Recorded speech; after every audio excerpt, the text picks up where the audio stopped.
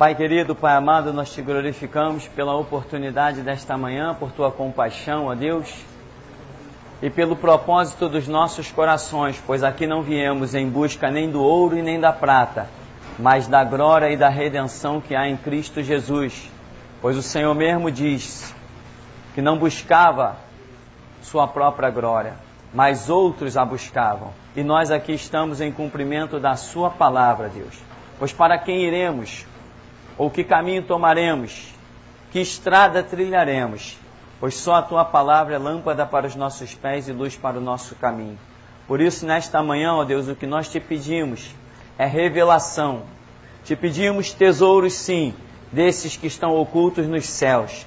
Te pedimos a graça, que é melhor que a própria vida. Assim nos abençoa nesta manhã, pois sem ti nada podemos fazer. Em nome de Jesus. Amém. Amém, irmão? Podem sentar? Nós concluímos na página 6 do segundo bloco da nossa apostila os números que falam até o 12. Tem outros números que nós já descobrimos o significado deles, uns já bem fundamentados, outros uma visão ainda um pouco, como eu diria, que ainda precisa ser um pouco mais estudado. Mas, na sequência dos números que teríamos aí, nós não vamos ser tão detalhistas. Estudamos até o 12, então viria o 13. O 13 significa o quê? Libertação, tá? Tem algumas datas na nossa sociedade que são interessantes, a coincidência com isso. Por exemplo, a libertação dos escravos foi 13 de maio de 1888. Essa data é impressionante. Aliás, que o mês de maio, ele acompanha várias coisas. Israel retornou para sua terra no dia 14 de maio. Eu vi um historiador afirmar, ele afirmou que Noé entrou na arca no dia 14 de maio. Ele afirmou isso. Então, o maio é um mês interessante dentro do contexto que nós temos estudado. Agora, o 13, ele significa libertação. Se você, por exemplo, observar o livro de Juízes, ali Deus levantou 13 personagens que foram considerados libertadores daquela situação em que Israel se encontrava. O próprio Sansão consta como um dos libertadores da nação de Israel. Gideão, Jafté. Então, somando o número de pessoas que Deus levantou naquele período terrível de Juízes, em que Israel não tinha liderança centralizada, o número dá 13. E outras passagens bíblicas nós vamos concluir confirmadamente, sem dúvida, que o 13 está relacionado com libertação. O 14 está relacionado com restauração, né? Aí já mencionei 14 de maio de 1948, quando a nação de Israel recebeu da ONU, Organização das Nações Unidas, a ordem, a permissão de retornar para o Oriente Médio e restaurar a sua nação, ganhando de volta o seu espaço físico, porque Israel havia sido espalhado para os 4 cantos da terra, principalmente na época lá em que Roma estava dominando sobre Israel, e houve um governo que investiu pesado, porque os judeus se revoltaram contra Roma, e ele investiu pesado, dominou, assassinou milhares e milhares de judeus, e os que ficaram vivos receberam ordem para sair de Jerusalém. Os judeus foram proibidos de estar em Jerusalém, então eles foram espalhados pelos 4 cantos da terra. O 14 significa restauração. Quando você vê ali na genealogia de Jesus, logo ali em Mateus, no capítulo 1, fala assim, não lembro exatamente o referencial, mas vamos dizer, de Babilônia até Davi, 14 gerações, de Abraão até não sei quem, 14 gerações, Então aquilo ali, você repara que cada data conclusiva deste número 14 está ligada a uma restauração da nação de Israel. E uma vez aqui nós ainda não tínhamos conhecimento sobre isso. E apareceu um anjo dentro do ministério, a igreja ainda era virada para lá, e apareceu um anjo, e esse anjo trazia algo na mão, e quando ele puxava isso, vinha o número 14. E ninguém entendeu muito bem o que era aquele número 14. Aí partimos para a pesquisa. E Deus estava confirmando que neste lugar Ele ia trazer uma voz de restauração. Hoje nós temos visto isso. Então 14 significa restauração. E aí você vai começar a encontrar pela Escritura, capítulo 13, você vai encontrar os contextos tão tremendos da história. No capítulo 14 você vai encontrar coisas assim fantásticas. Nós temos ainda o número 15. Daqui para frente, começam as coisas às vezes complicar um pouquinho mais. O 15, ele já não é um significado em que você tenha uma palavra específica. Não. O 15, todos esses números, depois do 12, né? A partir do 13, eles trazem o 1, que significa o absoluto, o soberano. E depois vem com uma conjugação, do 3, 4, 5, 6. Isso aqui, esse 1, a partir do 13 aqui, até antes, mas vamos pegar do 13. Ele começa a nos dizer que é a ação de Deus gerando alguma coisa. Isso que significa essa numeração. Por exemplo, aqui no 15, nós temos a ação de Deus, representada pelo 1, mais o 5, que significa o livre-arbítrio. Então você vê que é Deus mais o homem. Tem alguns números que existe essa conjugação. São operações de Deus através do homem. Nós podemos ver isso a partir do 10. O que é o 10? Parábola das 10 virgens. A igreja, virgens não são igrejas? 10 não representa a totalidade de todas as igrejas? A igreja só não existe por uma operação de Deus através do homem? Se não houver homem que diga para Deus, eis-me aqui, existe igreja? Não, não existe igreja. A igreja não é uma operação de Deus sobre a terra. A igreja é uma operação de Deus através do homem sobre a terra. Isto é a igreja. O 12. O 12 ele é composto do 1, que é o absoluto, mais o 2, que representa o próprio Deus. Porque Jesus disse, eu sou a fiel testemunha. E o 2 significa isso. A confirmação, o testemunha ocular. E o 2 significa a plenitude. E a plenitude significa uma operação direta de Deus. Nós vimos as 12 portas da cidade celestial, né? Apocalipse, os 12 fundamentos, né? Jesus escolheu 12 apóstolos, lá no Antigo Testamento separou 12 patriarcas, 12 tribos de Israel, multiplicou os pães e os peixes, sobejaram 12, então ali já é plenitude, que já vimos anteriormente. O 15 é uma ação de Deus que permitirá ao homem o exercício do seu livre arbítrio. É isso que é. É isso que representa o 15.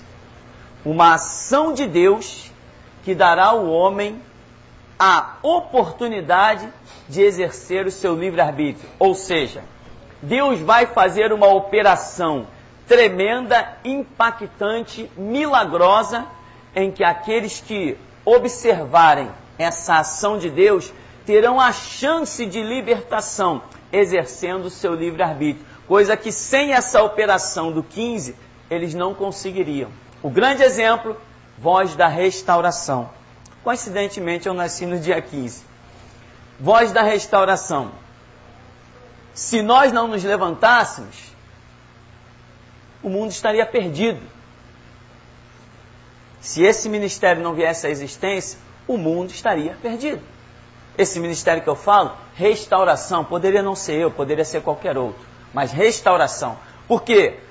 Se você observar hoje, já tem gente na internet zombando da possibilidade do arrebatamento. Que tipo de gente que eu estou falando? Estou falando de crente, igrejas, pastores, zombando, dizendo que arrebatamento é coisa da cabeça dos pentecostais. Eu estava lendo uma reportagem sobre isso ontem na internet. Até quem me mandou foi essa. Então, crentes, como conversava hoje com o Afonso, né? Eliseu, que representa o Espírito Santo, os pequeninos, que representam discípulos, zombando do arrebatamento, não foi? Sobe, calvo, sobe. O calvo subiu, Eliseu subiu. Mas quando Eliseu subiu, o que vem? 2 ursas, que representam o império da besta. E o que eles fizeram? Devoraram. Quantos? 42, que representa o período da grande tribulação. Então, hoje, já temos crentes, cristãos, zombando do arrebatamento. Se o ministério de restauração não se levantasse, a igreja estaria perdida. Se João Batista não se levantasse, Israel estaria perdido, não teria sobrado ninguém para contar a história. Ninguém naquele período para gerar a igreja. Então, a voz da restauração entra nessa questão. Então, o 15 significa uma operação de Deus que dará ao homem o seu livre-arbítrio. Tem várias referências bíblicas, mas como eu já falei, eu anotei, joguei na apostila somente até o número 12. Daí para frente, não sei se eu joguei na internet, em algum lugar, mas eu não cheguei a colocar na apostila até hoje, eu não sei porquê. Isso é o 15. O 16 significa o quê? O fundamento, né? Fundamento você vai ver justamente lá nas bases do tabernáculo, que era dividido em 4 partes de 4. E ali começa Deus demonstrando o significado do 16 como fundamento, e vai atravessando toda a Escritura. Você vai ver em Apocalipse, você vai ver em Daniel, você vai ver em tudo que é canto. Você pode pegar uma chave bíblica, você pode pegar essas bíblias maravilhosas que são instaladas no computador, Bíblia em CD-ROM, né? E você coloca aquilo ali, começa a pesquisar, você vai chegar à conclusão. Não pesquise somente pelo 16. Pesquise pelo 16º, pesquise pelo 16, pesquise pelo qualquer número que possa lembrar o 16, 16º dia, entende? Essas coisas assim. Tudo que você pesquisar com relação ao 16 vai te dar passagens bíblicas. Agora, não pense que você vai chegar lá e vai estar escrito lá libertação, restauração, fundamento. Não vai estar escrito isso. Às vezes vai, mas nem sempre. Nem sempre, porque isso aqui, a Bíblia não é um livro de leitura simples. A Bíblia é um livro de revelação. Então, muitos desses números eu pesquisei e vi o significado, vi que havia uma operação comum dentro daqueles números. Mas, até que eu pudesse classificar o número com uma determinada palavra, foi preciso entrar a revelação. Você vê que no 15, por exemplo, é uma ação de Deus que dará ao homem a chance de exercer o seu livre-arbítrio. Não é uma palavra, é uma frase inteira. E isso assim Deus nos tem ensinado. O 16 está relacionado a fundamento. Nós temos ainda o 17, que representa algo muito espiritual. Começam as coisas, eu diria, a complicar. O 17 está relacionado de uma maneira meio impressionante, ou seja, é o absoluto, mas a própria perfeição. O absoluto mais a própria perfeição. Algo completamente transcendental, que gera o número 17. Esse número 17, ele nos foi revelado aqui no ministério como uma ação de Deus que somente Ele pode realizar, mas em qualquer termos que você possa imaginar. Nenhuma ciência poderia, nenhum estudo seu, nada. Você não poderia alcançar uma determinada situação, não poderia entender, não poderia ser curado. São coisas que estão completamente fora do alcance do homem, até do próprio pensamento do homem. É uma coisa para lá de espiritual, para lá de profundo. O 17, ele foi trazido ao nosso ministério a partir de um dia em que eu estava orando para Deus abençoar a mente das pessoas da igreja, da geração Jesus Cristo. Eu estava orando nesse sentido, porque eu estava estudando a Bíblia e Deus começou a me revelar coisas na intimidade, e eu falei assim: meu Deus, como que as pessoas vão compreender isso? Não é possível compreender. A coisa foi tão impactante, eu lá no meu cantinho, que eu disse assim para Deus: Deus, abre a mente do povo da geração Jesus Cristo, senão ninguém vai entender isso. E aquele dia Deus falou assim: realiza um culto aonde eu vou operar na mente. Foi um culto impressionante, impactante, fora do comum, em que Deus mostrava até espinhos sendo arrancados da mente das pessoas. E ainda tinha revelações tremendas e poderosas em que era dito: aquele espinho entrou naquela mente por causa de uma pregação feita de um púlpito, onde a pessoa deu crédito ao RR da vida, deu crédito ao Edir Macedo. E, ou seja, a pessoa que é cativa na mente, ela não tem entendimento suficiente que se processe para que ela compreenda que é cativa. Ou seja, um cativo que não sabe que é cativo, ele vai procurar libertação? Não, por isso é o 17.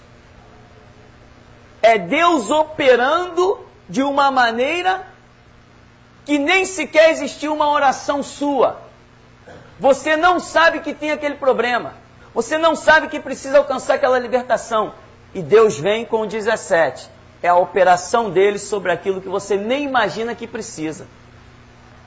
Entende a espiritualidade desse número? Relacionado com o 17, nós temos Mateus 17, em que o que acontece lá?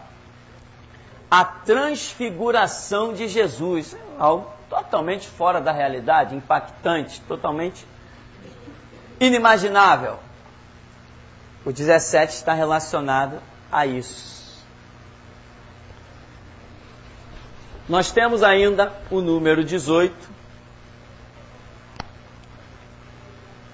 que é uma ação de Deus que vai gerar um novo marco. Mais uma vez, é o absoluto de Deus agindo para que um novo marco, porque o 8 significa um novo marco, né? Um momento em que a história da humanidade, ou alguma história, vai tomar um novo rumo. Nós vemos com Noé que 8 almas entraram na arca e dali se repovoou todo o planeta. Nós vemos que Davi foi o 8º reino, o 8º filho de Jessé, dali gerou o reinado messiânico que tipifica Cristo. E Davi tinha um ministério trino. Davi era profeta, rei e sacerdote. Nunca mais se viu isso em mais ninguém. E o reinado de Davi tipifica o próprio reinado de Cristo. Quando Davi dançou, tirou suas vestes e dançou no meio do povo, houve quem criticasse, mas ali estava tipificado que Jesus ia despir-se da sua glória e habitar entre nós, porque as vestes de Davi representavam a sua realeza. Davi trouxe a arca de volta para o meio do povo. O nome de Jesus é a arca, é a aliança de Deus, a arca da aliança, de volta ao meio do seu povo. Então são coisas assim, tremendas relacionadas ao 8. Então o 18 é uma ação de Deus, que vai gerar um novo marco.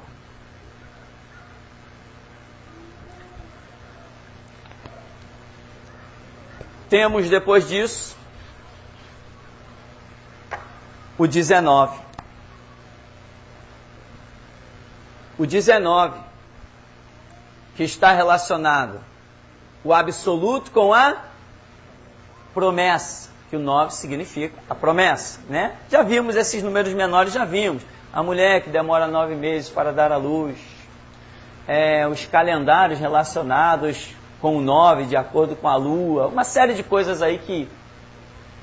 Então, a ação de Deus em uma promessa que somente Ele, com a sua soberania, poderá cumprir ou realizar. É aquilo que Deus diz assim, olha, eu vou fazer isso na tua vida. E você olha e diz assim, não, é impossível, só Deus mesmo. Você não imagina nenhum caminho que possa existir para que aquilo se cumpra. É o tipo da coisa que Deus não vai levantar ninguém para te ajudar, Deus não vai fazer nada através de nenhuma situação humana. É uma promessa dele contigo e acabou a história, você e ele. E é isso que nós precisamos, dessas promessas. O 20 significa o quê? É uma saída de uma ordem para a realização da restauração. Nós vemos isso muito em especial no livro de Neemias. Saída da ordem para restauração. E para pararmos, não é que terminem as coisas por aqui não, mas para nós pararmos. Isso aqui eu estou dizendo para que você pesquise, para que você se aprofunde, né? Vamos encerrar aqui. No 21, que significa o retorno de Cristo. No 20, sai a ordem para restauração. No 21, é o retorno de Cristo. E eu te digo, Jesus Cristo volta no século 21. Esse que você está. Se alguém quiser me propor um desafio, eu aceito qualquer um. Jesus Cristo volta no século 21, no tempo que nós estamos vivendo. Antes de 2100, Jesus Cristo pisará no Monte das Oliveiras. Você vai ver, a nossa placa já está quase pronta. E você vai ver essa frase lá embaixo. Jesus Cristo volta no século 21. Vai ter muita gente escandalizada. Vai. Mas quem viver, verá. Então, o 21 está relacionado ao retorno de Cristo. Diz que Jesus ressuscitou na manhã do terceiro dia. Isto é 21. Já consegue ver que isso é 21? Consegue ou não? Quem consegue? Se você não consegue, leia o estudo Jesus voltará no terceiro milênio. Tem aí na apostila, tá? Jesus voltará no terceiro milênio. Você vai chegar à conclusão que o retorno de Cristo é 21. Tem muitas outras situações, né? 21 relacionado ao retorno de Cristo. Primeiro tem que haver uma restauração. Vem a ordem para que haja restauração. Não confunda, tá? Uma coisa é a ordem para que haja uma restauração. Outra coisa é o 14 como símbolo da restauração. É diferente. E o 21 é a sequência do 20. Sai primeiro a ordem, depois vem a manifestação de Jesus, né? Sai a ordem, há uma restauração, como Neemias restaurou os muros de Jerusalém, depois a manifestação da glória de Deus.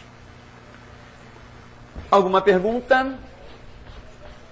Para nós seguirmos com a nossa apostila? Nenhuma? Sim. Sim. Estamos vivendo a ordem da restauração, ou já estamos vivendo a restauração? Estamos vivendo a restauração. A restauração. É. E como explica essa ordem? Como explica a ordem? Porque já estamos em ação, no caso, né? Sim, sim. Houve um mover de Deus. Quando a restauração começou aqui nesse ministério, embora tenha muita gente zangada com o que eu falo, mas não aceitam meus desafios, eu vou continuar falando. E quando estiver vivo eu vou falar. Só paro quando eu morrer. O que aconteceu? Quando houve aqui no ministério, lembra aquela experiência que eu conto para os irmãos, em que um anjo apareceu no ministério com um aspecto de cansado. Anjo não se cansa. Anjo não tem baço que gera cansaço, né? Anjo não respira oxigênio. Para anjo não existe distância, não existe cansaço para anjo. Anjo não se cansa. Cansaço é coisa do planeta Terra. Mas Deus traz as suas manifestações com simbologias para que nós possamos entender as coisas. Entende? Então veja, o anjo não se cansa, mas aqui houve a presença de um anjo com um aspecto de cansado. E ele vinha, na revelação era dito que ele vinha de rodear a terra. Quando ele pisou nesse ministério, depois de uma pregação que a palavra me queimava na garganta, eu não sabia se dizia ou se não dizia, e resolvi soltar. Depois dessa pregação, no mesmo culto, esse anjo que vinha com aspecto de cansado, e era revelado que ele vinha depois de rodear a terra, ele puxava, ele tinha um papel enrolado nas mãos, e o papel também com aspecto de velho, todo amarelado e meio amassado, demonstrando que aquele papel já estava em circulação, já estava na mão daquele anjo há muito tempo. E ele abre o papel, e quando ele abre o papel, tinha escrito em cima, no topo do papel, um título que era restauração. E o anjo chegava com este papel e entregava para mim. E eu pegava o papel e guardava. A partir daquele dia, eu fiquei irreconhecível. Não podia nem me olhar no espelho. Eu não sabia nem mais o que ia pregar. A partir daquele dia, as coisas, Deus começou a me mostrar coisas na Escritura em que eu tive o meu livre-arbítrio. Como Silas Malafaia teve o dele, fracassou. Como Caio Fábio teve o dele, fracassou. Como Benihim teve o dele, fracassou. Como Billy Graham teve o livre-arbítrio dele, fracassou. Eles foram chamados antes de mim, mas eles tiveram uma coisa que eu não tenho, medo. Eles tiveram uma coisa que eu não tenho, medo de perder dízimo e oferta. Jesus não me chamou para viver de dízimo e oferta, me chamou para viver do sacerdócio. Então, quando o anjo entregou aquele papel, eu comecei a ver na Escritura coisas que eu não via, e eu dizia assim, mas meu Deus, é isso que eu tenho que pregar? Eu ficava meio doido. Eu levantava da cadeira, eu ia para o banheiro, eu ia para a sala, eu ia para a cozinha, eu comia, eu bebia, eu ficava meio fora de mim com aquela mensagem. Como é que eu vou pregar essas coisas? E eu fui tomando coragem e pregando. E Deus conseguiu implantar a restauração na minha vida. Hoje eu falo qualquer coisa, você pode examinar os vídeos que estão lá no site, eu mostro os livros da magia negra, eu arrebento com o governo, eu arrebento com polícia, eu arrebento com marinha, exército, aeronáutica. Estou vivo? Então sai da frente que eu vou falar. Esse é o meu lema hoje. Então, a partir daquele dia, tudo mudou na minha vida e as pregações ficaram uma coisa fora do comum. Começou a gerar uma coisa que eu não poderia imaginar jamais. Mas o anjo trouxe este papel de restauração e me entregou no século 21, porque nós já estávamos em 2001. Isso aqui é século 21, mas a saída para a ordem da restauração é quando? É no 20, ou seja, Jesus Cristo passou todo o século 20, 100 anos, procurando um restaurador. Não encontrou. Por isso o anjo chegava com aspecto de cansado. Por isso o Espírito Santo dizia que ele vinha de rodear a terra muitas vezes. Porque a ordem para a restauração da igreja já havia saído no século XX. E Jesus passou por Billy Graham, por Benny Hinn, por Silas Malafaia, passou por Marco Feliciano, passou por todo mundo, e todo mundo disse não para ele. O anjo chegou no século XXI, ou seja, vamos dizer um atraso, porque voz da restauração não é para qualquer um, tem que ter disposição, tem que ter coragem, não tem que ter medo da morte, não tem que ter medo do governo, não tem que ter medo de algema, tem que proclamar que a Bíblia é a lei para o mundo e que Deus é soberano e que nós, igreja, não nos curvamos a ninguém. Isso não é para qualquer um. Por isso, o encontro de Deus com alguém para restaurar a igreja demorou. Passou do tempo, deveria chegar no 20, chegou só no 21. Por isso, irmão, vamos correr para ganhar tempo. E graças a Deus pela internet, chegamos aos 4 cantos da terra com a voz da restauração. Rapidamente, Deus tem seus meios. A obra de Deus não fica frustrada. Amém? Então, 20 é a saída para restaurar e no 21... é a consumação. Por isso, João Batista, vamos assim a grosso modo imaginar, né? Se fosse no tempo final, só que estamos considerando João Batista, é uma restauração para a nação de Israel, é o último grito para Israel. Então seria semelhante a isso. João Batista seria o 21, ou melhor, João Batista seria o 20 e Jesus o 21. Só que isso é só uma comparação. Hoje nós somos o 20 e Jesus brevemente se manifestará no 21. Ou seja, estamos vivendo o 21 e Jesus se manifestará no 21. Por quê? Porque obreiros antes de nós foram covardes. Amaram mais o dinheiro do que as almas. Mas até aqui nos ajudou o Senhor. Perguntas? Nenhuma?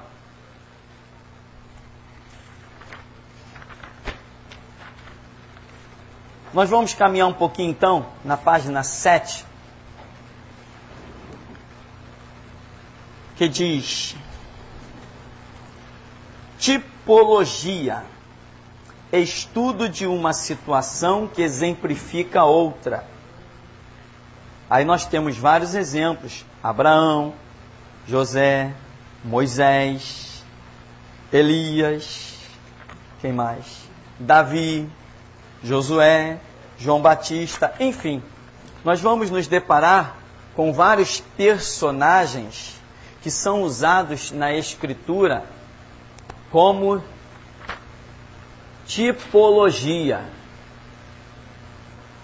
Tipologia. Ou seja, além deles terem vivido o que viveram, de terem sido o que foram, eles ainda servem de símbolos, ou seja, um tipo para o futuro.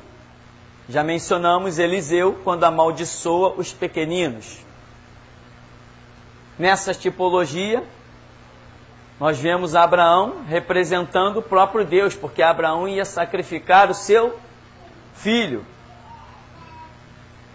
Nós vemos José, que é um tipo perfeito de Cristo.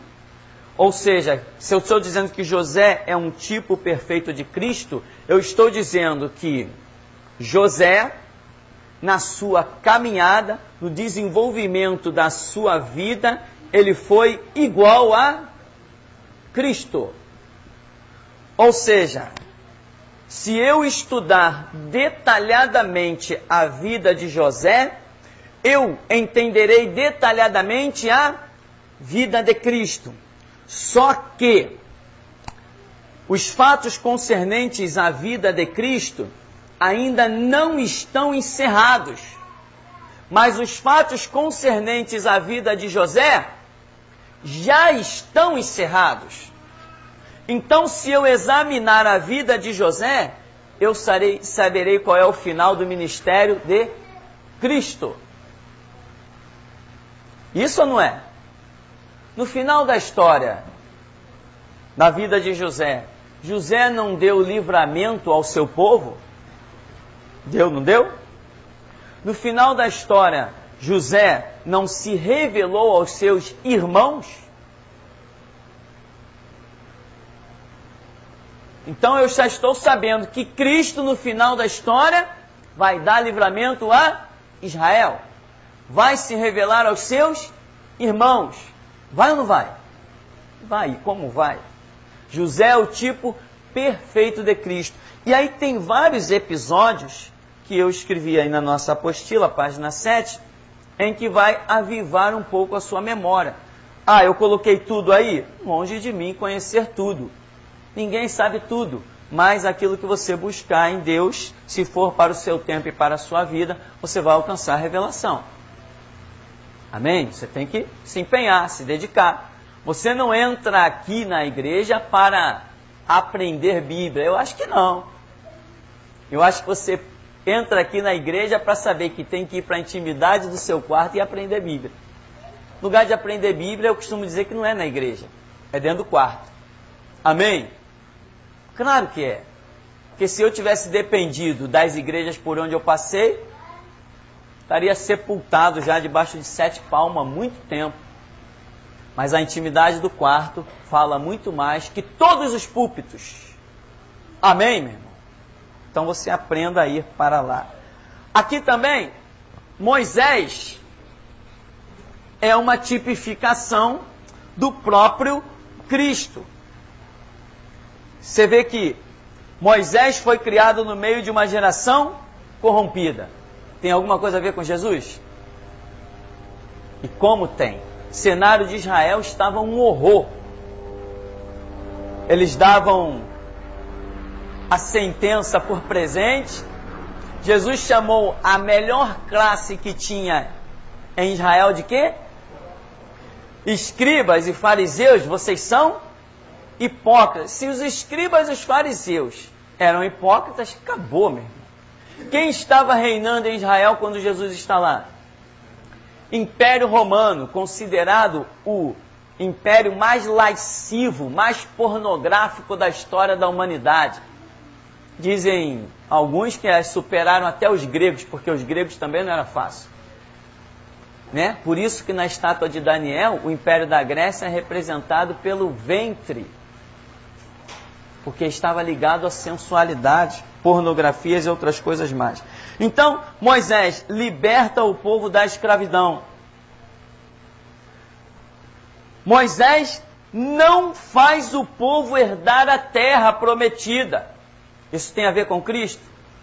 Jesus nos fez entrar na terra prometida? Não. Quem nos fará entrar na terra prometida? É o Espírito Santo que apresentará a igreja gloriosamente ao Pai, não é isso? Vai apresentar. É isso que está escrito. O Espírito Santo vai apresentar essa igreja gloriosa aos céus. Em que Paulo diz que Jesus virá nas nuvens para encontrar com o seu povo. Mas quem leva lá? É o Espírito Santo. Quem vai arrebatar a igreja? É o Espírito Santo. Então, Jesus não nos fará herdar a terra prometida. Ele falou, eu vou para o meu Pai e enviarei o Consolador, o Espírito Santo, que estará convosco. E Ele vos guiará em toda a verdade. Então Jesus não estava completando a sua missão se nós fôssemos considerar que Ele tivesse que ficar conosco até o fim. Ele estava sendo substituído pelo Espírito Santo. Moisés foi substituído? Sim. E depois esse substituto de Moisés, foi ele que botou o povo na terra prometida? Foi. Então Moisés vai tipificando o próprio Cristo. Proveu o sustento no deserto. Já estudamos que hoje a simbologia nos mostra que a igreja está atravessando um deserto. E que deserto? Para a igreja subsistir neste deserto, só mesmo com a intervenção de Cristo. Senão não existiria mais igreja. Moisés foi arrebatado. Aí está a polêmica. Se Moisés não foi arrebatado, ele não tipifica Cristo. Porque Cristo foi para o céu. Já temos um estudo mais aí para frente, em algum canto, em que nós estamos provando que Moisés foi arrebatado. Tanto que ele aparece em Mateus 17, no Monte das Transfigurações, no Monte da Transfiguração. E Moisés aparece do lado de quem? De Elias. Alguém tem dúvida que Elias foi arrebatado? Não. Eu posso provar que Moisés foi arrebatado? Posso. Porque a Bíblia diz que aqueles cujo corpo ainda não foi glorificado, cujo corpo ainda está no pó da terra, sua alma e espírito estão no paraíso. Mas Moisés aparece do lado de Elias e aparece com uma glória tremenda. Então Moisés, o corpo dele não está no pó da terra, senão ele não poderia aparecer do lado de Elias, porque Elias foi arrebatado de corpo e tudo numa carruagem de fogo. O estudo então prova que Moisés foi arrebatado. Por isso ele tipifica Cristo. Pré-anunciado pelo céu. Jesus foi pré-anunciado pelo céu. Os reis magos seguiram para olhar uma estrela. E eles disseram, onde está o rei dos judeus? Porque vimos a sua estrela no Oriente e viemos adorá-lo. Também, livros históricos revelam que os magos do Egito chegaram diante de Faraó para questionar sobre o mito que existia entre o povo de Israel, em que um libertador iria surgir. E Faraó diz assim, olha, eu não temo aos meus escravos, eu não tenho medo de escravo. Mas os magos dizem assim, não, mas nós olhamos para a constelação que representa a nação egípcia e nós vimos que tem uma estrela invadindo a constelação do Egito. Aí Faraó disse, ah, tem? Opa, aí a história já é diferente. Então mande matar todos os meninos que nascerem. Aí foi aquela carnificina fora do comum, porque Faraó sabia que os céus não mentem. Pois está escrito em Gênesis que Deus criou os luminares e que eles serviriam para sinais de tempos e eras. Assim como Jesus foi pré-anunciado pelo céu, também Moisés o foi. E acredite que você também foi. Qual o seu signo? No dia, hora, minuto e segundo em que você nasceu, os céus estavam numa posição em que nunca mais estarão de novo. Entende isso? A posição da constelação, a posição do sol, a posição da lua, no dia que você nasceu, ela nunca mais vai se repetir. Aqui diz que relutou ao chamado. Moisés ainda tipifica Cristo porque ele relutou ao seu chamado. Nós não vimos lá? Ah, mas Senhor, eu sou pesado de boca, sou pesado de língua. Manda o meu irmão Arão. E aquele papo todo que Moisés está relutando, e diz a Bíblia que a ira do Senhor se acendeu contra Moisés. Não é isso que está escrito? Se a ira de Deus chega ao ponto de se acender, aquele bate-boca deve ter demorado, ó. Para a ira de Deus se acender contra Moisés? Eu te pergunto, Jesus relutou ao seu chamado? No Getsemane, 3 vezes ele orou, Pai, passa de mim esse cálice. E eu sei que tudo te é possível, eu sei que tu tem um jeito, passa de mim esse cálice. Relutou ou não relutou? Então as tipificações nos dão muitas lições, né? Aqui algo interessante nesse item 10 que diz, encontra resistência para libertar. Moisés vai lá para libertar aquele povo, e encontra resistência no meio do próprio povo. Jesus vem para libertar Israel e encontra uma resistência fora do comum. Para concluirmos, casou com uma mulher de povo estranho. Espera aí, pastor, Jesus não casou. Casou, vou te provar que ele casou. Moisés casou com uma mulher chamada mulher Cuxita. Isso aqui parece que é na Etiópia, é isso? É uma etíope? É uma etíope. E dizem os historiadores, aí já fugiu o meu conhecimento, eu vou me reduzir à minha insignificância, que essa mulher poderia inclusive ser negra. Tem uns que afirmam, era negra, porque era da Etiópia, Cuxi, uma nação de negros. Aí Moisés casou com essa mulher. Miriam falou, que isso, meu amigo? História é essa? Não aceitamos isso aí não. Tu não é só profeta não, Deus também fala com a gente. Miriam ficou irada por quê? Porque Moisés casou com aquela mulher. Aí Deus diz assim, por que não temeste falar contra meu servo, contra Moisés? E diz a Bíblia que a lepra se apegou a Miriam e ela ficou humilhada. Quantos dias fora do arraial? 7 dias. Humilhada fora do arraial. Moisés casou com uma mulher de povo estranho. Mulher na Bíblia significa quem? A igreja e Israel. Então, esse casamento de Moisés com uma mulher estranha tipifica a união de Cristo com os gentios, gerando a igreja. Aí Miriam, inocente, coitada, não aceita isso não. O melhor caminho para nós, irmão, é a oração. Porque Moisés conhecia a lei. Não te unirás a gente de outros povos. Moisés conhecia a terrível lei proibindo o casamento de judeu com outros de outra nação. Moisés conhecia muito bem isso. Quando ele vai e faz isso, Miriam fala contra e entra em juízo. Lepra significa juízo. Então, tem que tomar cuidado. Tem coisas que são reveladas para uns e não são reveladas para outros. Mas quem toma o caminho da oração nunca erra. Amém? Vamos parar então por enquanto, daqui a pouquinho a gente volta.